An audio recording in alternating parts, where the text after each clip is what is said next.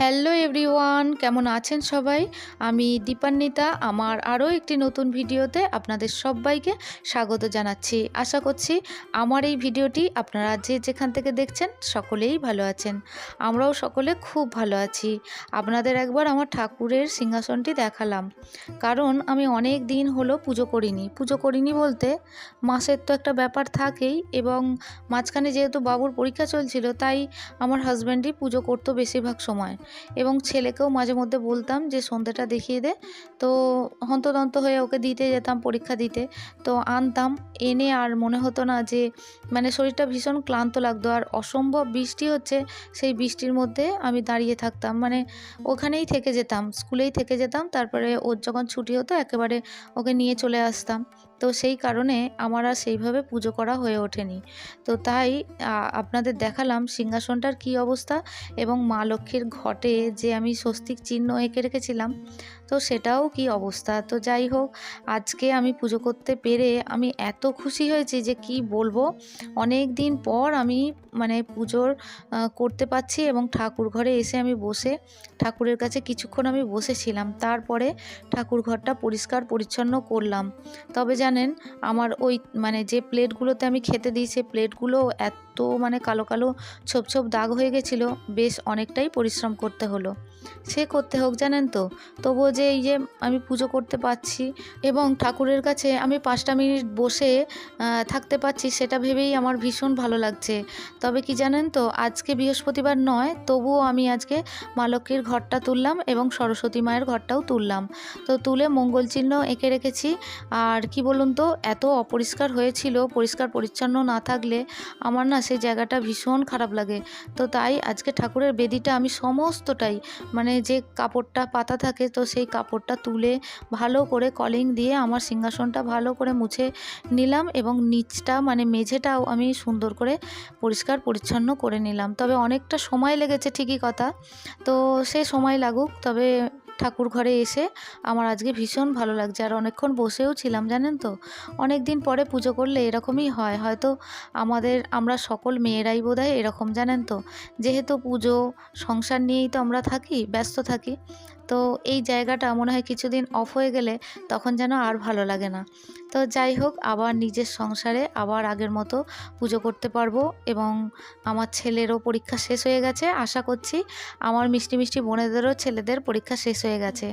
তো তোমাদের জানতে চেয়েছিলাম তোমাদের বাচ্চারা কেমন পরীক্ষা দিয়েছে। তো তোমরা কেউ কেউ জানিয়েছো, কেউ কেউ জানাওনি। তো আমার বোনেদের উদ্দেশ্যেই বলবো যে বাচ্চাদের কেমন পরীক্ষা হলো, তো আমাকে অবশ্যই জানিও। তো চলুন, আমি ঠাকুরের ভোগের প্লেটটা রেডি করলাম। এদিকে আমার বাবা ভোলানাথকেও একটু স্নান করিয়ে নিলাম, কারণ অনেক দিন হলো তিলক দিয়ে রেখেছিলাম, আর বাবু বা ওর বাবা সেইভাবে পরিপাটি করে তো পুজো করতে পারে না। তবে যা যতটুকু পেরেছে সেইভাবেই দিয়েছে, তো সেটাতেই আমি শান্তি, কারণ আমি দিতে পারছি না। তো আমার হাজব্যান্ড যেভাবে দিতে চেয়েছে, তো সেভাবেই ঈশ্বরকে ডেকেছে, বা নিজের মনের ভক্তি থেকেই ঈশ্বরকে পুজো দিয়েছে, তো সেটাতেই আমি শান্তি। তো চলুন, আমি আজকে একটা মালা গেঁথে নিচ্ছি। আমি নীলকণ্ঠেরই মালা গাঁথবো। তো আজকে আমি লোকনাথ বাবাকেই এই মালাটা পরাবো। কারণ হলো, আমি সকল ঠাকুরকেই মোটামুটি নীলকণ্ঠের মালা পরিয়েছি। আর আপনাদের দেখানোই তো হলো না যে শেষ যে শনিবার শ্রাবণ মাসের, তো সেই শেষ শনিবারে আমার হাজব্যান্ডকে আমি একটা নীলকণ্ঠের মালা গেঁথে দিয়েছিলাম। তো সেটা শেয়ার করা হলো না, কারণ বাবুর যেহেতু পরীক্ষা সবে সবে শেষ হয়েছে, আর সেদিনকে ভীষণ ব্যস্ত ছিলাম, তো তাই দেখানো হয়ে উঠলো না। কারণ হলো, এত ব্যস্ততার মধ্যে ছিলাম, তড়িঘড়ি করে কোনো রকমে ছাদ বাগান থেকে ফুল তুলে এনে আর আমি চট করে মালাটা গেঁথে দিলাম। কারণ আমার হাজব্যান্ড রেডি হয়ে গেছিলো, সকালে মর্নিংয়ে পুজো দিতে যায়, কারণ ও কিছু খায় না, আর কাঁচা জামা কাপড় পরেই ও পুজো দিতে যায়। তো রেডি হয়ে গেছে, আমি বললাম 2-5 মিনিট একটু দাঁড়িয়ে যাও, কারণ আমি মালাটা গেঁথে দিই। কারণ আমার অনেক দিনের ইচ্ছা ছিল যে আমার ছাদ বাগানের নীলকণ্ঠ ফুল দিয়েই আমি বড় বাবাকে পুজো দেব। তো আমার ইচ্ছাটা পূরণ হয়েছে, জানেন তো। তবে এটা আমার ইচ্ছাটা পূরণ হলো না যে আপনাদের সঙ্গে শেয়ার করব ভেবেছিলাম, তো সেটাই আমার পূরণ হলো না। তো যাই হোক, আপনাদের সঙ্গে শেয়ার করলাম, আমিই বলে দিলাম। তো বড় বাবাকে দিয়েছি। তবে শেষ শনিবারটা আমি মন্দিরে যেতে পারলাম না, তো তো ঠিক আছে, আমার হাজব্যান্ড গিয়ে পুজো দিয়েছে। তো যাই হোক, ঈশ্বরকে আমি পুজো দিতে পেরেছি এবং আমার ছাদ বাগানের ফুল দিয়ে মালা গেঁথে দিতে পেরেছি, এটা ভেবেই আমার ভালো লাগছে। তো চলুন, আমার সকল ঠাকুরকে আমি ভোগ নিবেদন করেছি, আপনাদের সঙ্গে অনেক কথা শেয়ার করলাম। তবে অনেক দিন পরে যেহেতু পুজো করছি, তো তাই অনেক কথা বলারও ছিল, তো সেগুলো শেয়ার করলাম। তো চলুন, পুজোয় বসে পড়েছি। আর আমার মিষ্টি মিষ্টি বোনেদের উদ্দেশ্যে আবারও বলবো, তোমরা যে আমাকে এত সুন্দর সুন্দর কমেন্ট করছো, তার জন্য তোমাদের অসংখ্য ধন্যবাদ জানাচ্ছি।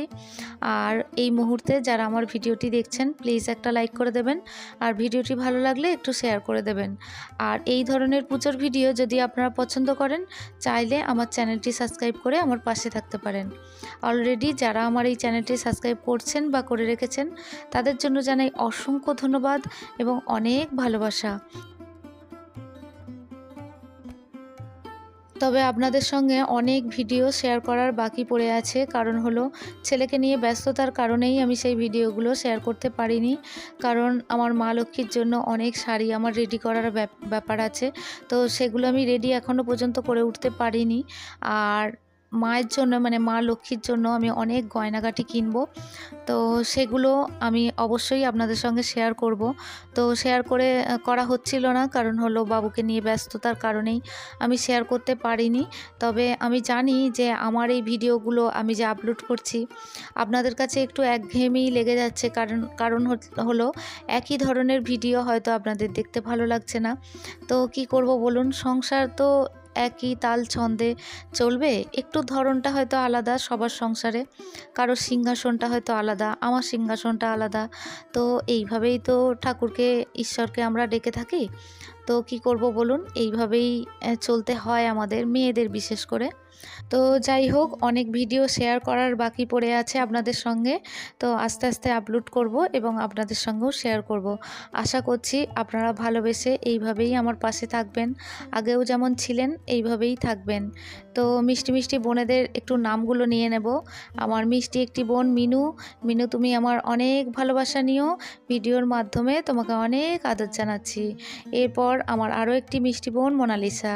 তো মোনালিসা, তুমি লিখেছো আমার পুজো খুব ভালো হয়েছে। অসংখ্য ধন্যবাদ মোনালিসা, তুমি এই দিদির বুক ভরা ভালোবাসা নিও, আর এইভাবেই মিষ্টি মিষ্টি কমেন্ট করো। অনেক দিন কমেন্ট করোনি, তো তাই তোমার কমেন্ট পেলে আমার ভীষণ ভালো লাগে।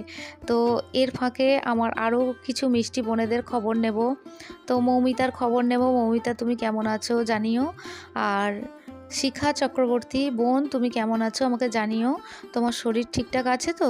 তুমি কেমন আছো আমাকে অবশ্যই জানিও, কারণ তোমার কমেন্ট আমি অনেক ভিডিওতে পাচ্ছি না। আমি জানি না, হয়তো ব্যস্ততার কারণেই তুমি আমাকে কমেন্ট করতে পারোনি, তবুও তুমি জানিও গো তুমি কেমন আছো। আর শিখা মণ্ডল, তুমি কেমন আছো সেটাও জানিও। তোমাদের টাইটেল ধরে বলতে হচ্ছে এই কারণে, কারণ দুটো শিখা নাম তো একই, তো তাই শিখা চক্রবর্তী এবং শিখা মণ্ডল বললাম। তো বোন, তোমরা আমার অনেক ভালোবাসা নিও, ভিডিওর মাধ্যমে তোমাদের অনেক আদর জানাচ্ছি। আর তোমরা কেমন আছো এই দিদিকে অবশ্যই জানিও। তো আজকের ভিডিওটি এই পর্যন্তই রাখছি। দেখা হচ্ছে আপনাদের সঙ্গে পরবর্তী ভিডিওতে।